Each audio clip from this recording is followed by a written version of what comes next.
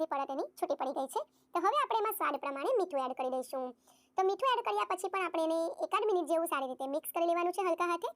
અને પછી આપણે એને ઢાંકીને ઓછામાં ઓછી 15 થી 20 મિનિટ સુધી રાખવાનું છે, જેથી ડુંગળી એનું નેચરલી પાણી છૂટું કરશે. અને એમાં જ આપણે બધા મસાલા અને જે લોટ એડ કરવાના છે તે એડ કરીશું અને એકદમ સુપર ક્રિસ્પી આપણા ભજીયા બનીને તૈયાર થશે. તો જુઓ 15 થી 20 મિનિટ થઈ ગઈ છે અને હવે એમાં મેં એક મુઠ્ઠી જેટલા લીલા ધાણા ધોઈ અને કાપી સમારીને એડ કર્યા છે.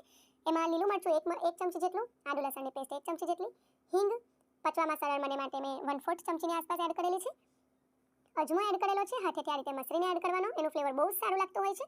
અને હળદર પાવડર 1/4 ચમચીથી પણ થોડો ઓછો એડ કરેલો છે. લાલ મરચું પાવડર પણ અડધી ચમચીથી થોડો ઓછો એડ કરેલો છે અને ધાણા જીરું પાવડર 1 ચમચી જેટલું.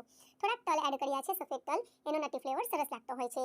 અને ફ્રેન્ડ્સ, તમે આમાં લાલ મરચુંનું પ્રમાણ થોડુંક વધારે કે ઓછું કરી શકો, તો એ તમારા ટેસ્ટના એકોર્ડિંગ તમે જેવું તીખું ખાતા હોય એ પ્રમાણે તમારે કરી લેવાનું. સરસ રીતે બધી વસ્તુને આ રીતે મિક્સ કરી લઈશું અને પછી આપણે એમાં બાઇન્ડિંગ માટે